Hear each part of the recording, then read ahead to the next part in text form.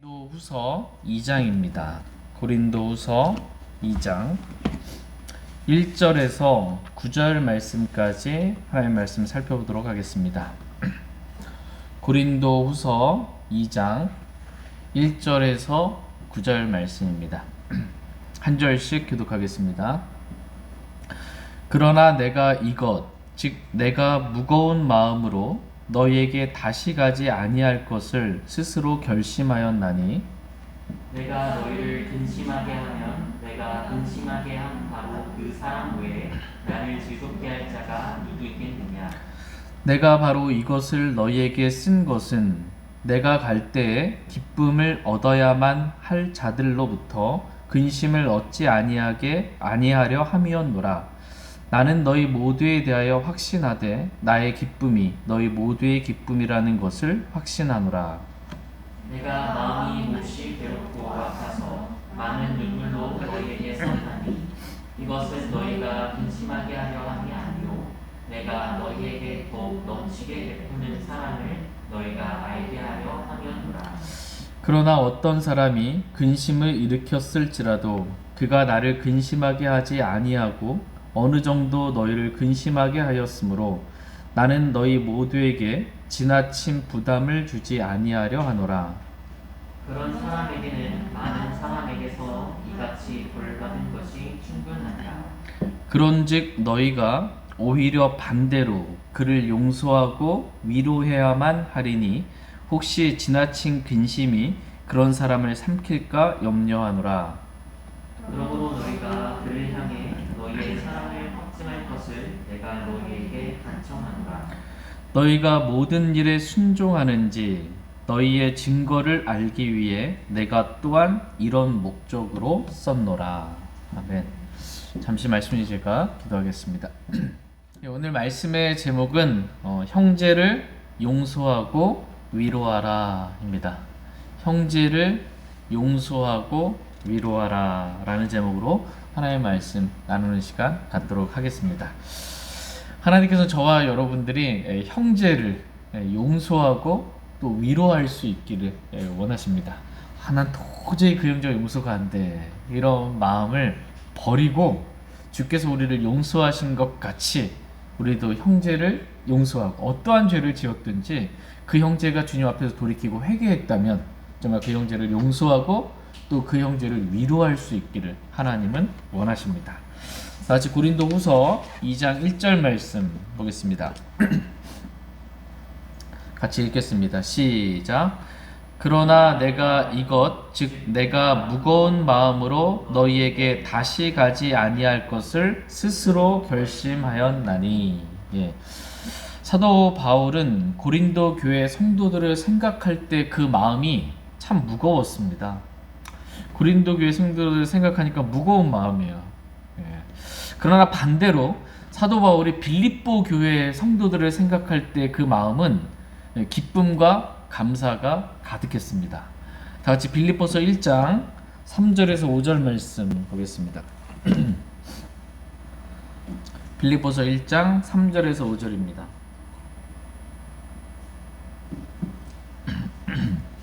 빌립보서 1장 3절 말씀 제가 먼저 읽겠습니다. 내가 너희를 기억할 때마다 나의 하나님께 감사를 드리고 너희 모두를 위해 기도할 때마다 항상 기뻐하며 간구하노니 이는 첫날부터 지금까지 너희가 복음 안에서 교제하였기 때문이라. 사도 바울은 빌립보 교회의 성도들을 생각할 때마다 기억할 때마다 나의 하나님께 감사를 드렸습니다. 빌립보 교회 성도를 생각할 때 너무 감사가 넘치는 거예요. 빌립보 교회 성도들이 첫날부터 지금까지 사도 바울과 함께 복음 안에서 교제한 것을 생각할 때 하나님께 너무나 큰 감사가 있었던 것입니다. 그래서 그들을 위하여 기도할 때마다 항상 기쁨으로 그들을 위해 간구할 수 있었던 것입니다. 그런데 사도 바울이 빌립보 교회 성도들을 생각할 때는 이렇게 감사와 기쁨이 넘쳤잖아요. 근데 반대로 고린도 교회 성도들을 생각할 때는 마음이 무거웠다라는 것입니다. 그 이유는 고린도 교회 안에 너무나 많은 큰 육신적인 죄들이 있었기 때문입니다. 특별히 어떤 형제가 아버지의 아내를 범하는 그런 음행이 있다라는 사실을 생각할 때마다 무거운 마음이에요. 너무나 마음이 무거웠던 것입니다. 그러니까 사도 바울이 고린도 교회를 생각할 때, 그 성도를 생각할 때 마음이 무거웠고, 빌립보 교회 성도들을 생각할 땐 감사와 기쁨이 있었습니다. 저와 여러분들도 마찬가지입니다. 누군가 저와 여러분들을 생각할 때 무거운 마음이 아니라 저와 여러분들 생각할 때 그 형제 그 자매만 생각하면 감사가 있고 기쁨이 있는 그런 형제 자매들이 되기를 하나님은 원하십니다. 저희 모두가 서로가 서로에게 그렇게 기쁨이 되는 그런 사람이 되기를 원합니다. 서로에게 기쁨이 되려면 우리가 육신을 따라 살지 않고, 고린도교회 성도들처럼 육신을 따라 살면 근심이 되는 거고요. 무거운 마음이 되는 거고, 우리가 성령을 따라 살면 서로에게 기쁨이 됩니다. 저와 여러분이 육신을 따라 살지 않고 성령을 따라 삶으로 누군가 우리를 생각할 때 그 형제, 그 자매 생각할 때 정말 기쁨과 감사가 되는 그런 사람들 되길 원합니다. 지금 사도 바울은 고린도 교회 성도들을 생각할 때 마음이 무거웠다, 무거운 마음이다 이렇게 표현하고 있습니다. 여기서 유의할 표현은 뭐냐면 마음이 무겁다는 거지 마음이 어둡다는 게 아니다라는 겁니다. 사도 바울의 마음이 어둡다. 이거면 마음이 어둡다는 건 뭐냐면 주님은 빛 가운데 계시잖아요. 주님 빛 가운데 교제하는 건데 마음이 어두운 건 내가 육신학 가운데 있든지 죄 가운데 있기 때문에 마음이 어두운 거예요. 형제를 사랑하지 않는 죄 가운데 있으면 마음이 어둡습니다. 사도 바울은 고린도 교회 성도들을 향해 사랑의 마음이었지 사랑하지 않음으로 인해 그 마음이 어둡게 된 것은 아니라는 것입니다. 사도 바울은 그들을 사랑하기 때문에 마음이 무거운 거예요. 그래서 그 무거운 마음으로 내가 고린도에 가는 것보다는 가지 않는 것이 그들에게 더 좋겠다라는 그러한 마음을 갖게 된 것입니다. 왜냐하면 자신이 고린도 교회에 갈 때 무거운 마음으로, 그들의 죄들로 인해 무거운 마음으로 인해 고린도에 간다면 죄를 책망할 수밖에 없고 그 죄를 지적할 수밖에 없어요. 그래서 자칫 잘못하게 되면 그들의 믿음을 주관할 수가 있는 거예요. 그렇기 때문에 그들 스스로 믿음 안에 설 수 있도록 가지 않기로 주님 안에서 스스로 결정했다라는 것을 볼 수 있습니다. 이게 말씀을 보면 고린도후서 2장 1절 끝부분에 스스로 결심하였나니 라고 이렇게 표현해주고 있습니다. 바울이 가지 않기로 스스로 결심했어요. 또 이 말씀을 또 스스로라는 말씀을 또 오해해가지고 바울 혼자 뭔가를 결정했다 단독적으로 이렇게 생각할 수 있는데 그게 아니라 바울이 주님과의 교제 가운데 주님과 단둘이서 스스로 가지 않기로 결정한 것입니다. 누군가 상의해서가 아니라 스스로 주님과의 교제 가운데 결정한 것입니다. 다 같이 사무엘상 30장 6절 말씀 보겠습니다.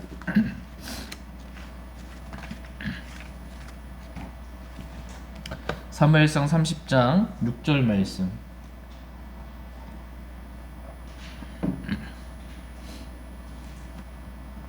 여기서도 스스로라는 표현이 나옵니다. 사무엘상 30장 6절. 같이 읽겠습니다. 시작. 온 백성이 각각 자기 아들 딸들로 인해 혼이 괴롭게 되어 다윗을 돌로 치자고 말하였으므로 그가 크게 고통을 당하였으나 다윗이 주 자기 하나님 안에서 스스로 용기를 내었더라. 다윗이 주 자기 하나님 안에서 스스로 용기를 내었다라고 이렇게 말씀하고 계십니다. 그러니까 스스로라는 말씀의 표현이 주님 없이 혼자라는 게 아니고 주님 안에서, 하나님 안에서 주님과 교제 가운데 그렇게 스스로 용기를 내었다, 스스로 결심했다라는 것입니다. 다윗이 자신을 돌로 치자라는 말을 들었을 때 마음에 큰 고통이 있어요. 정말 내가 거둬둔 사람들이잖아요. 다윗과 함께 했던 일행들이. 근데 안 좋은 일이 일어나오니까 그 모든 책임을 다윗에게 돌리고 다윗을 돌로 쳐 죽이자라고 했을 때 얼마나 배신당한 마음 가운데 큰 고통이 있었겠습니까? 그런데 그러한 마음을 주님 앞에 가지고 가서 하나님께 묻고 기도한 것입니다. 그리고 스스로 용기를 낸 것입니다. 하나님 지금 아말렉이 쳐들어와서 도시를 불태우고 아내와 자녀와 모든 재산을 다 가지고 갔는데 제가 지금 아말렉을 쫓아가는 것이 좋겠습니까? 아니면 쫓아가지 않는 것이 좋겠습니까? 라고 하나님 안에서 지금 다윗이 물었던 것입니다. 그랬더니 하나님께서 말씀해 주신 거예요. 쫓아가라. 그러면 틀림없이 모든 것을 되찾게 해주겠다라고. 그러니까 얼마나 감사해요. 주님께 묻고 주님께 응답받고 아말렉을 쫓아간 겁니다. 어디로 갔는지도 모르는데 간 거예요. 그래서 주님 또 한 종을, 병든 종을 버렸기 때문에 만나게 돼서 어디 있는지 알게 되고 모든 것들을 되찾아올 수 있게 된 것입니다. 이와 마찬가지로 사도 바울 역시 하나님께 나아가 기도로 물었던 것입니다. 하나님, 지금 고린도 교회에 너무나 많은 죄들이 있습니다. 제가 지금 고린도 교회를 생각할 때 이런 무거운 마음이 있는데 지금 제가 가는 게 좋겠습니까? 가지 않는 게 좋겠습니까? 라고 할 때 하나님께서 바울의 마음 가운데 지금은 가지 마라. 내가 먼저 가서, 너보다 먼저 가서 그들의 죄들을 회개하고 그들을 돌이키게 할 테니 너는 지금은 가지 말고 주님과 교제 가운데 기도하면서 기다리라 라는 마음을 주셨던 것입니다. 그래서 바울은 스스로 가지 않기로 결심한 것입니다. 오늘 저와 여러분에게도 필요한 것은 이러한 마음입니다. 이러한 주님께 나아가 묻는 거예요. 주님께 나아가 묻고 주님으로부터 답을 얻어서 스스로 용기를 내고 스스로 정말 결심을 하는 것, 뭔가를 결정을 내리는 것, 이것이 필요한 것입니다. 주님과 개인적인 교제가 그 무엇보다도 중요한 겁니다. 저와 여러분 이렇게 주님과 개인적인 교제 가운데 주님의 인도하심만 받으며 살기를 원합니다. 같이 고린도후서 2장 2절 말씀 보겠습니다.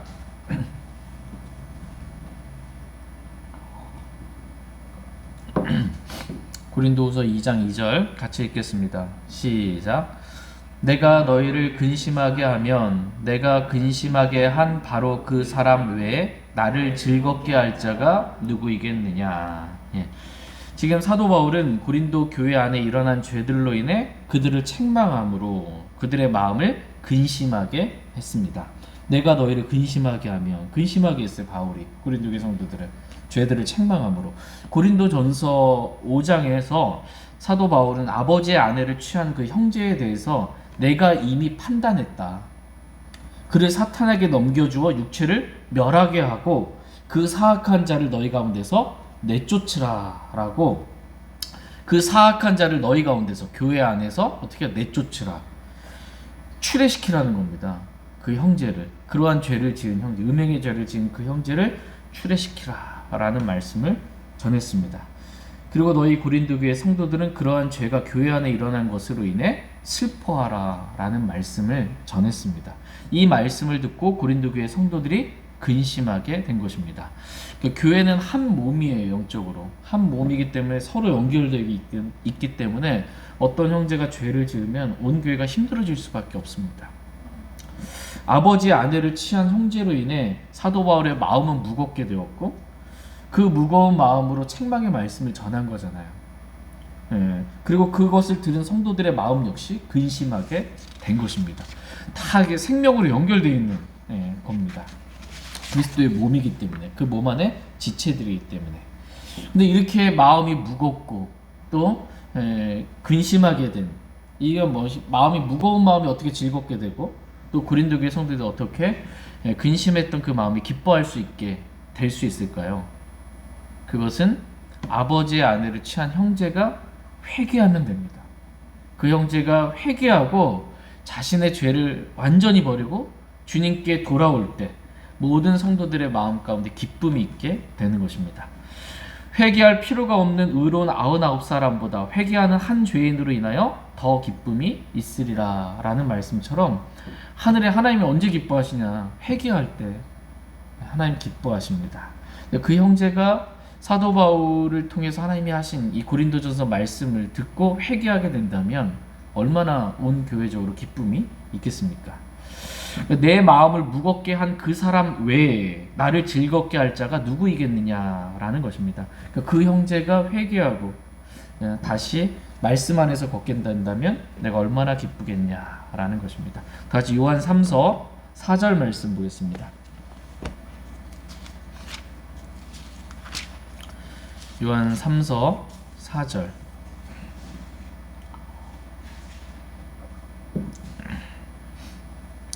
같이 읽겠습니다. 요한 3서 4절 말씀. 네, 시작. 내게는 내 자녀들이 진리 안에서 걷는다는 것을 듣는 것보다 더 큰 기쁨이 없도다. 예. 사도 요한의 기쁨은 내 자녀들이, 영적 자녀들이 진리 안에서 걷는다는 것을 듣는 것보다 더 큰 기쁨이 없다라고 이렇게 고백하고 있습니다. 그러니까 믿음 안에서 자녀된 형제들이 말씀대로, 진리의 말씀대로 걷는다라는 것을 들을 때 너무나 기쁘다라는 것입니다. 어떤 형제가 영적으로 어둡고 힘들었는데 그 형제가 회복되어 다시 말씀 안에서 걷는다라는 것을 들을 때 우리의 마음에 기쁨이 있습니다. 이것보다 더 큰 기쁨은 없다라는 것입니다. 저희 모두가 이러한 기쁨을 저희가 서로가 서로에게 줄 수 있고 누릴 수 있기를 원합니다. 다 같이 고린도후서 2장 3절 말씀 보겠습니다. 고린도후서 2장 3절 같이 읽겠습니다. 시작. 내가 바로 이것을 너희에게 쓴 것은 내가 갈 때 기쁨을 얻어야만 할 자들로부터 근심을 얻지 아니하려 함이었노라. 나는 너희 모두에 대하여 확신하되 나의 기쁨이 너희 모두의 기쁨이라는 것을 확신하노라. 예. 여기서 보시면 내가 바로 이것을 너희에게 쓴 것은 내가 갈 때에 기쁨을 얻어야만 할 자들로부터라는 표현을 보게 됩니다. 그냥 바울이 고린도에 갈 때 기쁨을 얻어야만 할 자들이 있다라는 거예요. 이 기쁨을 얻어야만 할 자들, 이 돌이키고 회개한 형제들을 말합니다. 형제들은 서로가 서로에게 마땅히 기쁨이 되어야 한다라는 것입니다. 그런데 그 형제들이 기쁨이 되지 못하고 오히려 육신 안에 행한 죄들로 인해 형제에게 근심을 주면 안 된다라는 것입니다. 그래서 사도 바울은 이것을 너희에게 쓴 것은, 이것은 고린도 교회에게 썼죠. 여기서 이것은 고린도 교회에게 쓴 고린도 전서를 말합니다. 내가 이것을 쓴 것은 내가 갈 때 그들이 회개함으로 마땅히 기쁨을 얻어야 할 형제로부터 근심이 아닌 기쁨을 얻고 싶다라는 것입니다. 그래서 그 형제가 내가 쓴 서신을 통해 회개하게 된다면 그 기쁨은 나의 기쁨이 될 뿐만 아니라 너희 모두의 기쁨이 될 줄을 내가 확신한다라는 것입니다. 하나님의 말씀으로 인해서 그 형제가 돌이키게 되고 회개하게 됐을 때 얼마나 큰 기쁨이 있겠냐라는 것입니다. 어떤 형제가 회개하면, 그리고 그 형제가 육신 안에 빠져있고 세상에 빠져있다, 그 형제가 회복하게 되면 정말 온 교회가 기뻐하게 된다라는 것입니다. 다 같이 고린도후서 2장 4절 말씀 보겠습니다.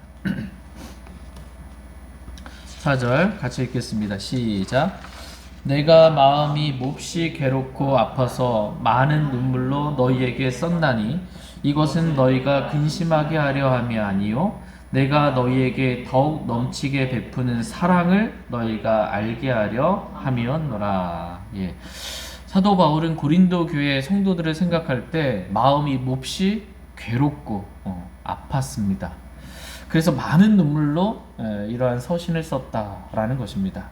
그러나 이것은 그들을 근심하게 하려고, 너희를 근심하게 하려고 쓴 것이 아니고 오직 내가 그들을 얼마나 사랑하는지, 너희를 얼마나 사랑하는지 더욱 넘치게 베푸는 나의 사랑을 알게 하려고 이 서신을 썼다라는 것입니다. 그러니까 사랑으로 고린도 교회 성도들에게 서신을 쓴 것이지 근심하게 하려고 그렇게 말씀을 전한 것이 아니다라는 것입니다.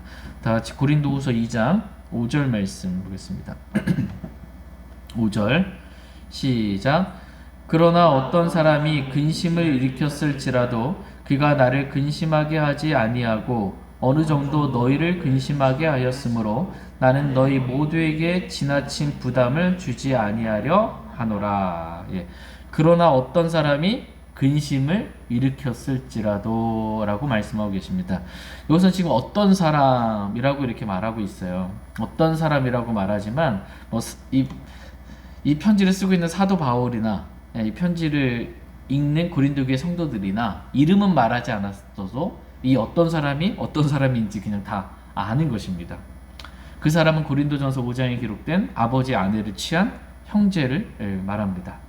그 형제가 근심을 일으켰다는 것입니다.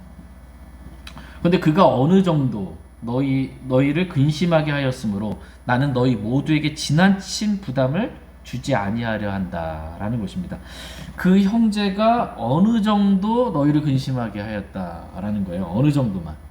이 말씀을 통해 우리가 볼 때 아버지의 아내를 범한 이 음행한 이 형제가 어느 정도만 근심을 줬다라는 건 뭐냐면 고린도 전서의 말씀을 받고 그 편지를 읽고 또 교회가 그 사악한 자들을 너희 가운데 내쫓으라 라는 이 추례시키는 징계, 음행한 형제를 징계한 말씀대로 그것으로 인해 그 형제가 회개하게 된 것을 우리가 알 수 있습니다.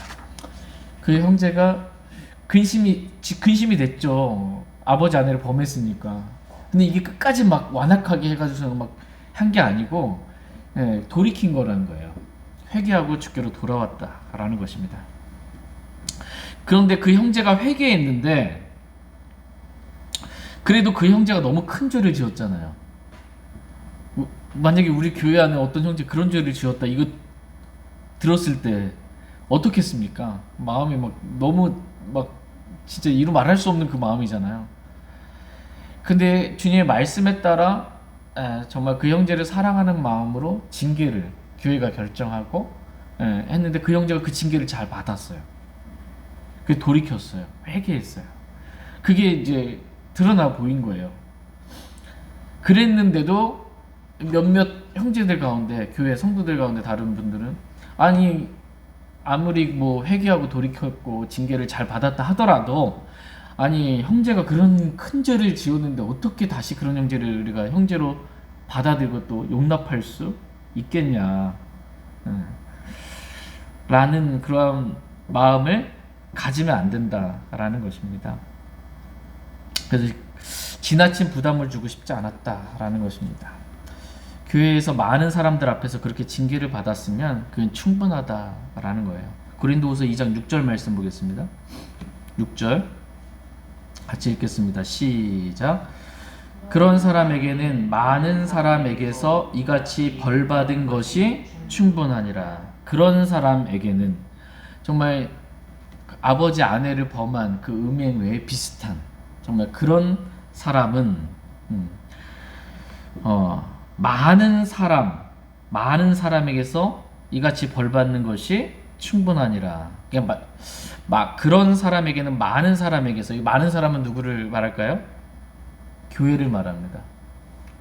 교회적으로 그런 사람이 많은 사람 앞에서 교회적으로 공개적으로 그렇게 징계받은 것을 말합니다. 이같이 벌받은 것, 교회 징계를 받은 것이고 징계의 내용은 그 사악한 자를 너희 가운데서 내쫓으라 라는 겁니다. 추례당한 징계를 당한 거예요. 이러한 음행한 형제가 교회의 징계를 받았다면 그리고 그것을 받아들이고 회개했다면 그것으로 인해 뭐예요? 이같이 벌받는 것이 충분하니라 이렇게 말씀하고 계십니다. 이같이 이렇게 교회적으로 징계를 받고 그걸 받아들였다면 그리고 회개했다면 돌이켰다면 충분하다라는 것입니다. 충분하다라는 말씀은 뭐예요? 이게 이만큼이 충분한데 그 이상이면 지나친 거예요. 더 그래도 그 형제 추례하고 돌이키고 회개 이걸 안 되고 영영 받아들일 수 없다. 뭐 이렇게 하면 지나친 겁니다. 충분한 걸 넘은 건 지나친 거예요. 충분한 것 그 이하로 하게 되면 어떻게 돼요? 충분치 않다. 부족한 겁니다. 그건. 그러니까 충분해야 되는 겁니다. 그러니까 성경에서 말씀하신 것만큼 음행한 형제는 어떻게 해요? 교회적으로 공개적으로 징계해서 추례시켜야 한다. 이게 충분한 거지. 이만큼 안 하면 그건 교회가 부족한 거다 잘못한 거다라는 것입니다. 그러나 오늘날 실제로 이렇게 하나님의 말씀의 기준에 따라 음행한 형제나 자매를 이렇게 너희가 내쫓으라 라고 분명히 말씀이 기록되어 있는데 그렇게 하는 교회는 거의 오늘날 찾아보기가 어렵습니다. 그냥 조용히 쉬쉬하고 뭐 젊었을 때 그럴 수도 있지 뭐 하고 넘어간다든지, 또 그 형제뿐만 아니라 그 가정이 다 걸려있는 문제잖아요. 아버지 어머니 다 걸려있는 문제니까 교회적으로 너무 손실이 크고 아픔이 크니까 그냥 모른 척 하고 그냥 넘어갑니다. 그러나 사도 바울은 성경에 그 사악한 자를 너희 가운데서 내쫓으라 라고 고린도전서 5장에 분명히 말씀하고 계십니다. 그 사악한 자, 음행한 형제를 너희 가운데서 교회에서 내쫓으라, 출애시키라 라는 거예요. 그래야 교회가 거룩함을 유지할 수 있습니다. 교회가. 안 그러면 교회가 막 음행의 영으로 죄 가운데 그냥 적은 누르기 온 반죽을 뜨게 한다고 그랬죠. 적은 누르기 다 부풀게 하고 부패시켜 버립니다. 그 음행한 형제를 징계하지 않고 그냥 놔두면 다 교회가 부패한 교회가 돼버립니다. 그렇기 때문에 가슴이 아프고 정말 메어지더라도 지체를 도려내는 거잖아요. 그러더라도 교회의 순결을 위해, 교회의 거룩을 위해 그렇게 해야 한다라는 것입니다. 근데 이렇게 징계할 때 어떤 사람들 육신적인 눈으로 봤을 때 아니 그래도 그 형제는 뭐가 되고 또 그 부모님은 또 뭐가 되고 이게 하면서 그렇게 징계하는 게 합당치 않다. 그게 사랑이냐 라고 이렇게 도리어 육신적인 관점으로 말하는, 생각하는 사람들이 있습니다. 그러나 징계하는 이유는 뭐냐면 사랑하기 때문에 징계하는 겁니다. 사랑하기 때문에. 사랑은 불의를 기뻐하지 않고 뭘 기뻐해요? 진리를 기뻐하는 것이 사랑이다 라고 고린도전서 13장에 말씀하고 있어요. 진리를 기뻐해요. 그리고 그 말씀에 따라 행하는 것. 그래서 그 말씀에 따라 그 사악한 자를 교회 가운데 추려하는 것, 내쫓는 것, 이 진리 말씀대로 하는 게 이게 사랑입니다. 사랑은 우리가 그분의 명령대로 하는 것, 이게 사랑입니다. 사랑해서 하는 거지 사랑이 없어서 징계하는 게 아니다라는 것입니다. 근데 그 형제가 고린도 교회가 하나님의 말씀대로 한 거예요.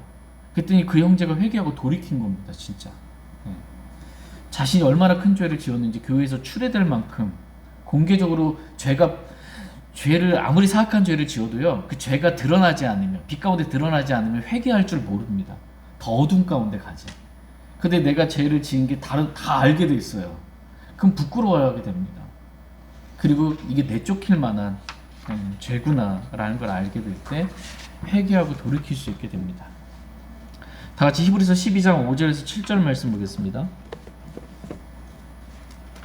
히브리서 12장 5절에서 7절 말씀.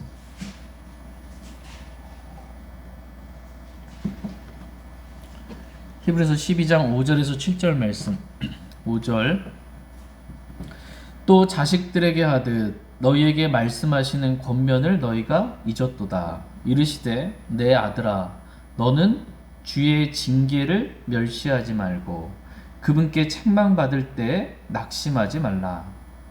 주께서는 자신이 사랑하는 자를 징계하시고 자신이 받아들이는 아들마다 채찍질하시느니라 하셨느니라. 너희가 징계를 견디어내면 하나님께서 아들들을 대우하듯 너희를 대우하시나니 아버지가 징계하지 않는 자가 무슨 아들이냐. 아버지는 아들을 어떻게 해요? 사랑하기 때문에 징계한다라는 거예요. 근데 아버지가 아들을 징계 안 해. 그럼 그게 무슨 아들이냐 라는 것입니다. 지금 아버지 하나님께서 자신의 자녀들이 잘못했을 때 아버지 하나님은 사랑하기 때문에 자신의 자녀들을 징계하신다라는 것입니다. 시편 103편 말씀해 보면 그분은 항상 징계하지 아니하시며 자신의 분노를 영원히 품지 아니하시고 그분께서는 우리의 죄들에 따라 우리를 다루지 아니하시고 우리의 불법에 따라 우리에게 갚지 아니하시는 분이시다라고 시편 103편에 기록되어 있습니다. 그러니까 하나님은 항상 징계하지는 않으세요. 그러나 필요할 때 징계하세요. 또한 자신의 분노를 영원히 품지 아니하시고 또 징계를 하실 때 그분께서 우리의 죄들에 따라 우리를 다루지 아니하시고, 그러니까 우리의 죄들에 따라 우리를 다루지 않는다. 죄가 이만큼 지었는데 이만큼 다뤄서 이만큼 징계해 버리면 다 죽는 거예요. 그만큼 하지 않는다라는 것입니다. 우리의 불법에 따라 우리에게 다 갚지 아니하신다라는 것입니다. 우리가 지은 죄보다 좀 덜 징계해 주시는 그러한 분이시다라는 것입니다. 그러니까 하나님 아버지는 우리를 아들로 대우하시기 때문에, 아들이기 때문에 징계하는 것입니다. 이 징계를 성경은 주의 징계라고 말씀하고 있습니다. 이렇게 주님으로부터 징계를 받을 때 너희는 멸시하지 말라. 주의 징계를 멸시하지 말라. 어떤 사람은 교회에서 징계하려고 하면요, 안 받으려고 교회 뛰쳐나갑니다. 그냥 교회의 징계 안에 건의 아래 있으려고 하질 않아요. 뭐 교회가 그딴 교회가 다 있냐고 그냥 나가버립니다. 그렇게 하지 말라는 겁니다. 주의 징계를 멸시하지 말라. 회개하라는 것입니다. 그리고 또 징계를 받는다고 해서 낙심하지 말라라는 거예요. 주의 징계를 받는다고 해서 낙심하지 말라. 왜냐하면 하나님께서 사랑하는 자마다 징계하시기 때문에, 사랑하는 자마다 징계하시는 거니까 징계 받는다고 하나님이 나 사랑하지 않는가 보다 이렇게 오해하지 말라는 거예요. 하나님 나라 사랑해서 징계하신다. 또 받아들이는 아들마다 채찍질 하신다. 하나님이 날 받아주셨기 때문에, 하나님이 나는 이제 영영 안 받아주시나 보다 이렇게 낙심하지 말라는 것입니다. 받아주시기 때문에 채찍질하고 징계한다라는 것입니다. 이렇게 이러한 마음 가운데 징계를 받을 때 회개하고 돌이키라라는 것입니다. 그래서 너희가 징계를 견디어내면 하나님께서 이제는 아들들을 대하듯 너희를 그렇게 대우하시겠다라는 것입니다. 이 말씀처럼 아버지의 아내를 취한 형제가 주의 징계를 견뎌낸 거예요. 근데 주께서 아들들로 대우하시고 다시 받아주신 겁니다. 히브리서 12장 11절 말씀 보겠습니다. 11절 같이 읽겠습니다. 시작. 그런데 어떤 징계도 그 당시에는 기쁘게 보이지 아니하고 슬프게 보이나 그럼에도 불구하고 그것은 후에 그것에 의해 단련된 자들에게 의의 화평한 열매를 맺느니라. 아멘. 히브리서 12장 11절입니다. 어떤 징계도 그 당시에는 기쁘게 보이지 않고 슬프게 보입니다. 징계받는데 기쁠 수는 없죠. 슬프게 보입니다. 그럼에도 불구하고 나중에는 주의 징계를 멸시하지 않고 회개하고 잘 받으면 나중에는 그것으로 말미암아 단련된 자들에게 그것이 의의 화평의 열매를 맺는다. 의의 화평의 열매를 맺는 게 되는 겁니다. 징계를 잘 받게 되면. 정말 너무나 놀라운 은혜와 축복을 받게 되는 거죠. 징계를 잘 받을 수만 있다면. 이 말씀과도 같이 아버지의 아내를 취한 형제가 그 당시에 교회로부터 추례를 받는 그러한 징계가 그 당시엔 너무나 아프고 슬픈 일이었지만 그럼에도 불구하고 그 징계를 견딤으로 나중에 의의 화평의 열매를 맺게 된 것입니다. 이렇게 교회의 징계를 견뎌내고 회개한 형제에 대해서 어떻게 해야 할지 지금 사도 바울은 오늘 본문 말씀에서 말씀해 주고 계십니다. 고린도후서 2장 7절 말씀 보겠습니다. 고린도후서 2장 7절 같이 읽겠습니다. 시작. 그런즉 너희가 오히려 반대로 그를 용서하고 위로해야만 하리니 혹시 지나친 근심이 그런 사람을 삼킬까 염려하노라. 예. 어떤 형제가 교회의 징계를 받고 그 징계를 견디어냈다면, 그래서 그 형제가 자신의 죄를 회개하고 돌이켰다면 이제는 오히려 반대로 그를 용서하고 위로함이 마땅하다라는 것입니다. 그 형제를 용서하고 위로해야만 한다라는 것입니다. 지금 성경은 뭐라고 말씀하고 계세요? 주의 징계를 잘 받고 멸시하지 않고 회개하고 돌이킨 형제, 그 형제에 대해서 어떻게 성도들이 대해야 됩니까? 오히려 반대로 그를 용서하고 위로해야 한다라고 말씀하고 계십니다. 그런데 그 형제가 그렇게 징계를 잘 받고 회개했는데도 용서해주지 않고 위로해주지 않는다면 그 형제는 지나친 근심에 빠질 수밖에 없습니다. 내가 아무리 주님 앞에 회개하고 돌이킨다 할지라도 나는 다시 이 교회의 지체로 더해질 수가 없구나. 내가 뭘 해도 안 되는구나. 지나친 근심에 빠질 수밖에 없는 것입니다. 하나님께서 우리가 징계를 견디면 우리를 아들로 대우하듯 그렇게 교회의 징계를 견딘 형제를 사랑하는 형제로 대하는 것, 이것이 마땅하다라는 것입니다. 같이 고린도후서 2장 8절 말씀 보겠습니다. 고린도후서 2장 8절 같이 읽겠습니다. 시작.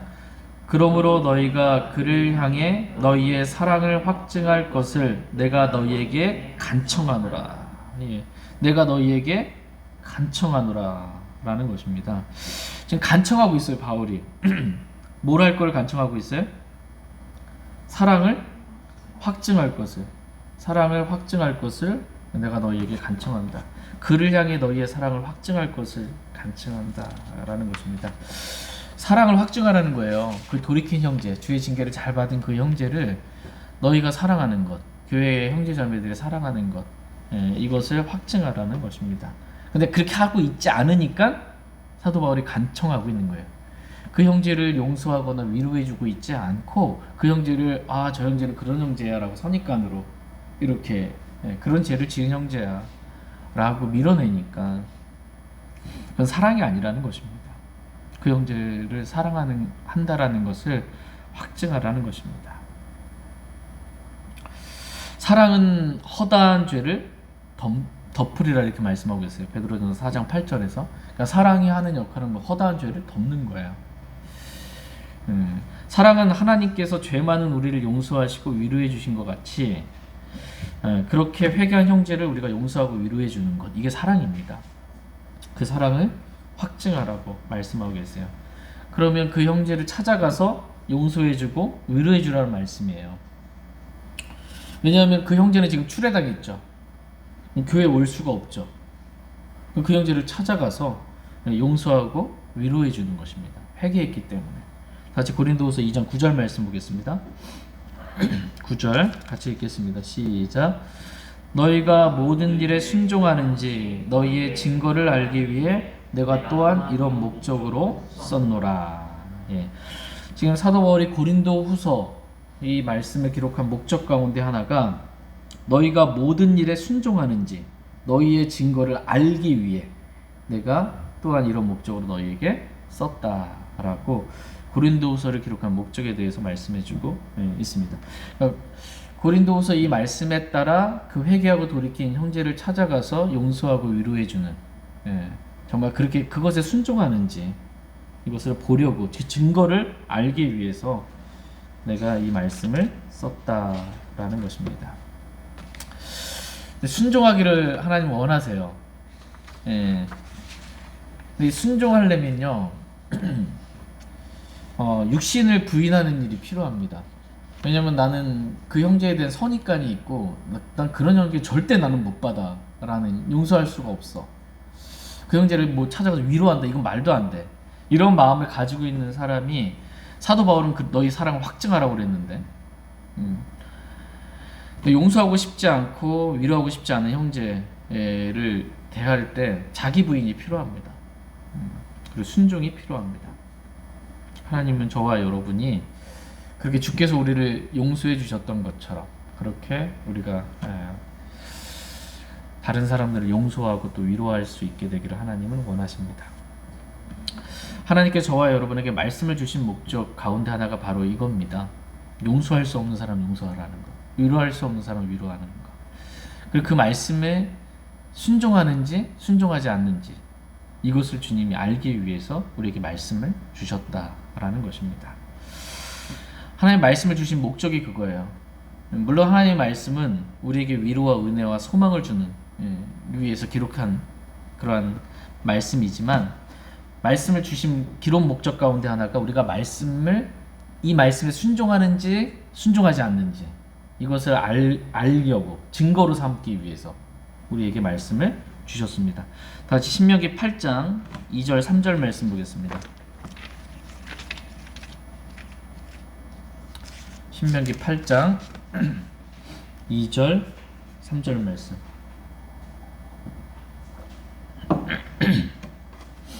신명기 8장 2절 3절.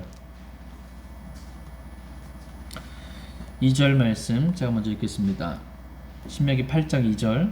너는 주 내 하나님께서 이 40년 동안 광야에서 너를 인도하신 그 모든 길을 기억할지니 이것은 그분께서 너를 낮추시며 너를 시험하사 내 마음속에 무엇이 있는지 내가 그분의 명령들을 지키려 하는지 지키려 하지 않은지 알려 하심이니라. 그분께서 너를 낮추시며 줄이게 하시고 너도 알지 못하며 내 조상들도 알지 못하던 만나를 내게 먹이신 것은 사람이 빵으로만 살지 아니하고 주의 입에서 나오는 모든 말씀으로 사는 줄을 내가 알게 하려 하심이니라. 예.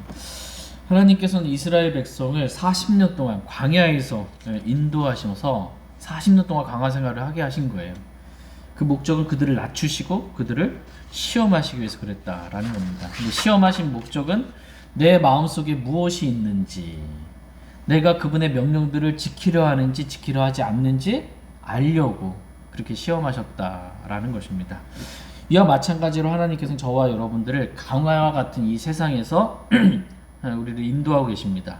그러면서 우리를 낮추기도 하시고 우리를 또한 시험하기도 하십니다. 물론 하나님은 우리를 시험하실 때 악으로 시험하진 않는 분이세요. 악으로 시험하지 않습니다. 그러나 우리 마음속에 무엇이 있는지, 또 우리가 하나님의 말씀에 순종하려 하는지 순종하지 아니하려 하는지 그것을 시험하시는 분이시다라는 것입니다. 하나님의 말씀을 주시고 이 말씀에 우리가 순종하려 하는지 그렇지 않은지 이걸 하나님은 시험하신다라는 것입니다. 하나님 우리 마음속에 주님만 있기를 원하십니다. 주님 외에 다른 어떤 것들이 있지 않기를 원하십니다. 그래서 너무나 많은 사람들이 마음속에 주님 아닌 주님 외에 다른 세상의 것들이 너무나 많이 들어 있습니다. 하나님께서 그 모든 것들을 말씀의 물로 깨끗이 씻어내기를 원하십니다. 그래서 말씀을 주신 거예요. 그래서 우리 안에 주님 아닌 다른 것들, 순종하지 아니하라는 것들, 이런 것들 씻어내라고 주신 것입니다. 이 말씀을 읽고 그대로 순종하려 하는지 그렇지 않은지를 하나님은 알기를 원하십니다. 오늘 저와 여러분의 마음은 어떠한지 한번 말씀의 거울로 우리 자신을 비춰보시기를 원합니다. 내가 모든 일에 있어서 하나님의 말씀에 순종하려는 그런 마음이 있는가? 아니면 그렇지 않은 마음인가? 그냥 하나님 말씀을 주셨잖아요. 이 말씀을 내가 과연 지킬 수 있냐, 지킬 수 없냐, 해낼 수 있냐, 해낼 수 없냐, 이건 중요한 게 아닙니다. 순종하려는 마음이 있는지, 이게 중요한 것이다 라는 것입니다. 하나님께서는 우리가 그걸 해낼 수 있는지는 중요하지가 않아요. 그냥 주님 의지하고 순종하려는 마음, 이게 중요합니다. 특별히 광야에서 이스라엘 백성이 순종하려 하는지 하지 않는지, 이것을 광야에 있는 이스라엘 백성에게는 크게 두 가지로 보시는데요. 광야에 있는 이스라엘 백성을 하나님이 시험하시고 증거로 삼으시고 그들의 마음속에 뭐가 있는지 보기를 원하셨던 두 가지 시험이 있습니다. 크게 첫 번째는 뭐예요? 광야에서 불기둥과 구름기둥이 있잖아요. 그게 떠오르면 어떻게 해요? 이동하면 하는 겁니다. 근데 난 여기서 이미 몇 개월 정착해서 여기서 잘 살고 있는데 40년이니까 몇 년 여기서 잘 버티고 잘 살고 뭐 이렇게 뭐 하고 있는데 이게 떠나가면 가고자 하는지 안 가고자 하는지 이걸 시험하시는 거고, 두 번째는 만나를 통해서 시험하십니다. 만나. 그냥 하늘에서 만나를 내려줬잖아요. 이 만나를 그 6일 동안 일주일이잖아요. 6일 동안은 해가 뜨면 만나가 녹아버린단 말이에요. 해 뜨기 전에 이 만나를 걷는 거. 그 다음에 어떻게 해요? 6일째 되는 날은 2배를 걷게 하셨잖아요. 그럼 7일째 되는 날, 이 안식일에는 거두지 말라고 그랬거든요. 그런데 욕심이 있어가지고 안식일도 나가서 거두려 했던 그런 사람들이 있었던 거죠. 그러니까 말씀을 주셨는데 만나를 걷는 그 규칙을 주셨단 말이에요. 근데 이것에 순종하려 하는지 순종하려 하지 않는지 매주 시험이죠. 뭐 매주 그렇게. 그러면서 이들이 만나를 거두면서 사람이 빵으로만 사는 것이 아니고 하나님의 입에서 나오는 모든 말씀으로 사는구나 라는 것을 알기를 원하셨던 것입니다. 저와 여러분들도 마찬가지. 지금 우리 광야 생활 하잖아요. 광야 생활 하는데 하나님께서 우리가 빵으로만 사는 것이 아니라 하나님의 입에서 나오는 모든 말씀으로 산다라는 걸 알기를 하나님은 원하십니다. 그래서 우리가 매일 이스라엘이 만나를 해 뜨기 전에 거둔 것 같이 우리가 매일 말씀을 생명의 빵을 이 말씀을 읽기를 원하는지 아닌지 거두는지를 하나님 보시는 거예요.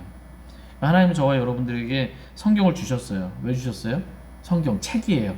책 읽으라고. 매일 그 말씀 읽으라고 준 거예요.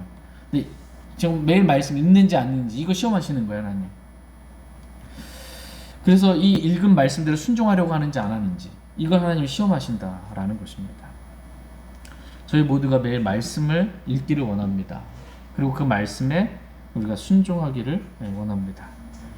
그래서 하나님께서 정말 우리를 보실 때 하나님께 기쁨이 되고 정말 순종하는 내 마음에 합한 그런 사람들로 저희 모두가 발견될 수 있기를 원합니다. 제가 기도하고 개인적으로 주님 앞에 나아가 기도하는 시간 갖겠습니다.